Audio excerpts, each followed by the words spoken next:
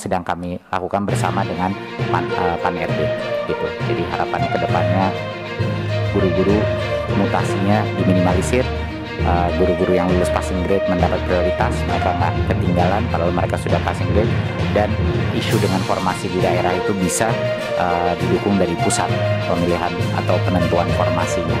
Jadi ini akan punya dampak yang sangat besar.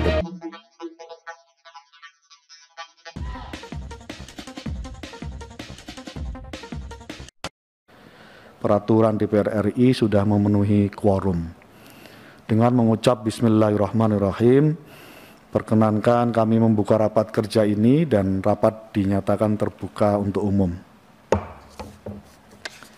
Dari topik yang paling penting yaitu seleksi guru P3K, untuk itu izinkan saya mempersilahkan Mas Iwan, Dirjen GTK untuk melakukan paparannya. Terima kasih. Terima kasih Mas Menteri. Assalamualaikum warahmatullahi wabarakatuh.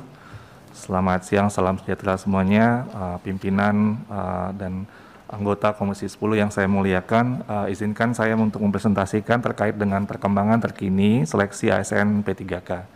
Boleh ke slide berikutnya? Slide yang pertama.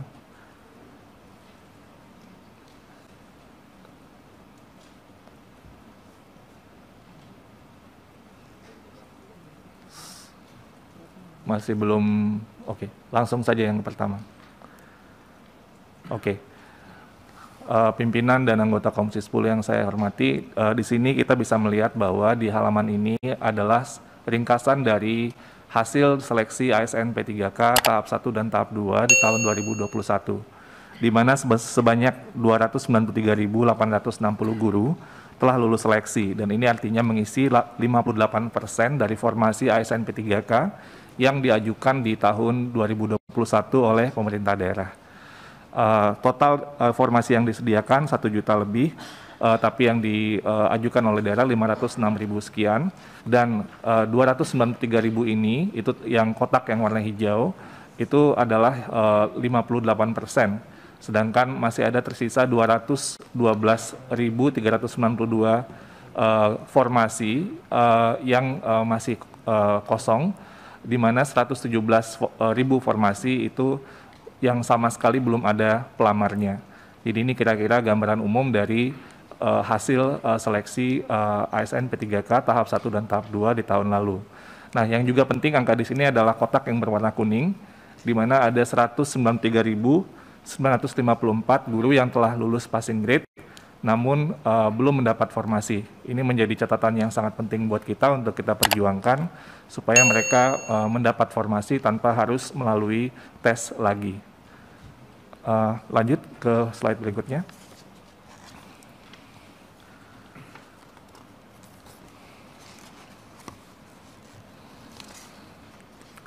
Oke, di sini sebenarnya dalam beberapa slide yang akan saya sampaikan di sini, perkembangan hasil pembelian nomor induk P3K pada guru-guru yang telah lulus tahap 1, tahap 2, memang mayoritas daerah masih belum menyelesaikan tahap 1 dan tahap 2. Tapi ada beberapa daerah, di sini mungkin bisa dilihat perinciannya per daerah, per kabupaten kota, yang ada yang telah menyelesaikan tahap 1, tahap 2, ada yang menyelesaikan tahap 1 saja, ada yang masih belum dua-duanya. Kira-kira mungkin nanti Bapak Ibu bisa melihat rinciannya secara terpisah, namun saya boleh loncat ke slide nomor 15, yaitu rekap dari semuanya. Nomor 15.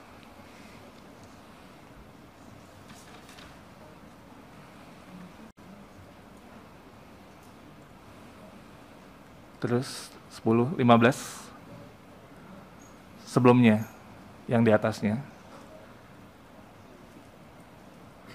Sebelumnya, yang 15, ini 16. Oke. Ini kira-kira rekap dari hasil yang Pemda yang telah menyelesaikan nomor induk P3K sejauh ini. Angkanya ini per data 23 Maret 2022, kemarin kami juga rapat RDP untuk Panja GTK 2002 ASN P3K untuk 2022. di mana BKN telah memberikan update sekitar 40%-an sekarang yang sudah mendapatkan nomor induk P3K ini. Namun breakdown-nya bisa kita lihat bahwa provinsi yang paling cepat itu mungkin 5 teratas itu adalah Aceh, Kaltara, Kalteng, Kalsel, dan Bali.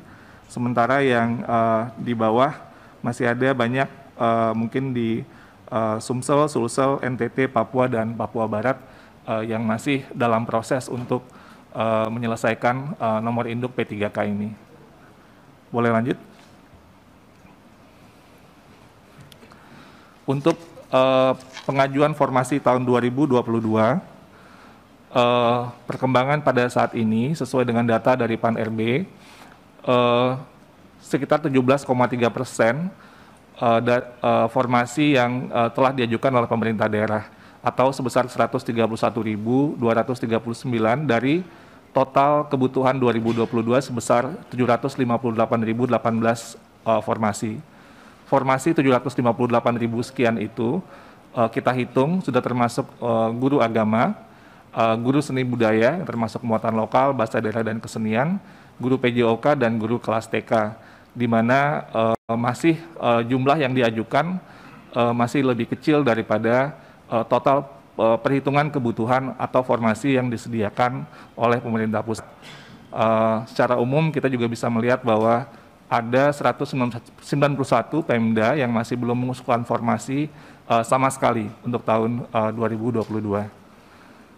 Silakan dilanjutkan slide-nya.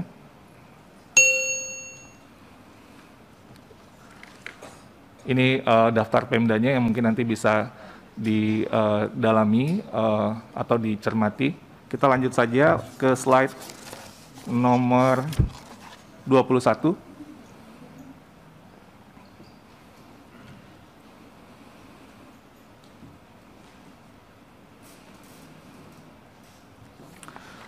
Baik, di sini kami juga ingin menyampaikan bahwa terkait tentang anggaran yang tentunya menjadi salah satu isu yang tadi Pak Ketua tadi sudah juga meng-highlight bahwa pemerintah daerah sering ragu bahwa ada anggarannya.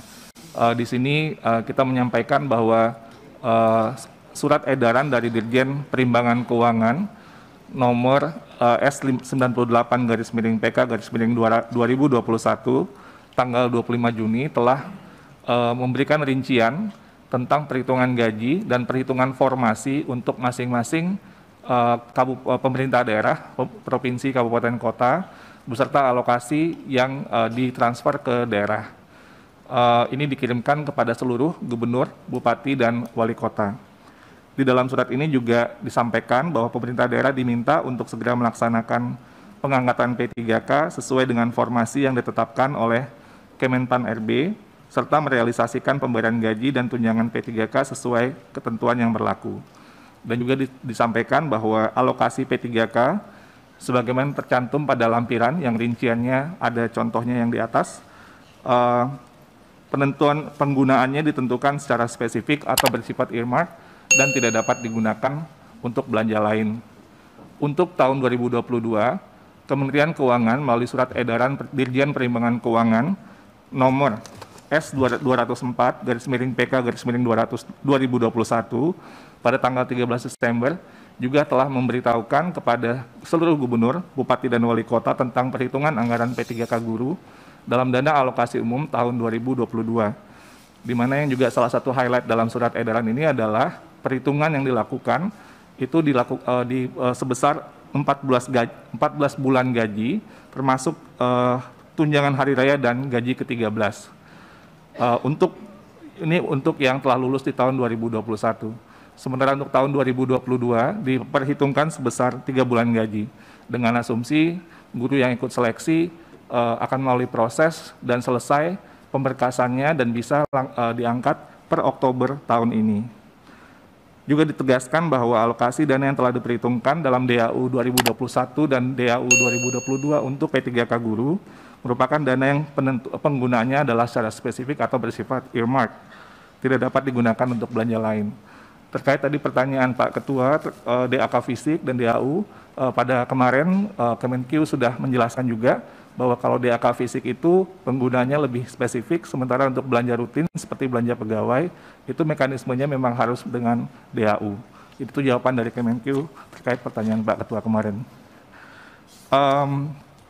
Saya lanjut saja mungkin ke halaman 24. Ini terkait koordinasi, tentunya dalam berbagai, baik itu kami ke lapangan di berbagai kunker, termasuk kemarin kami mendapat kesempatan untuk juga menemani Komisi 10 untuk kunker ke daerah, maupun dari Pemda yang juga datang kepada kami, itu untuk menjelaskan tentang berbagai macam permasalahan dan aspirasi dari Pemda terkait dengan gurunya, formasi dan kondisi keuangan dalam pelaksanaan kebijakan ini, dan ini juga terus kita lakukan sampai saat ini. Selanjutnya di halaman berikutnya, koordinasi dengan kementerian lain itu terus kita lakukan, termasuk untuk tahun 2022 ini, di mana kami di Panselnas itu bersama-sama dengan Kemenpan RB sebagai pembuat kebijakan umumnya, dengan BKN dan juga dengan BPKP dan BSSN, beserta Kemenq dan Kemendagri, itu melakukan evaluasi untuk hasil atau proses seleksi tahun 2021 untuk menuju perubahan mekanisme yang mudah-mudahan bisa lebih baik lagi di tahun 2022 ini.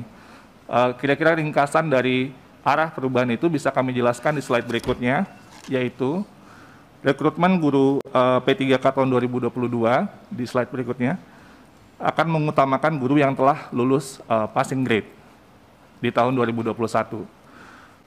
Di mana di sini akan ada peraturan Menteri Pan RB yang akan disempurnakan dengan menggabungkan sisa formasi 2021 dengan formasi baru 2022. Jadi ini akan kita gabungkan sehingga formasinya akan jadi lebih besar. Tentunya selain itu adalah peningkatan jumlah formasi ini kita mempertimbangkan penetapan formasi dilakukan oleh pemerintah pusat, sehingga penghitungan dan penetapan yang langsung dilakukan dari pemerintah pusat akan bisa membuat proses lebih efisien dan efektif lagi.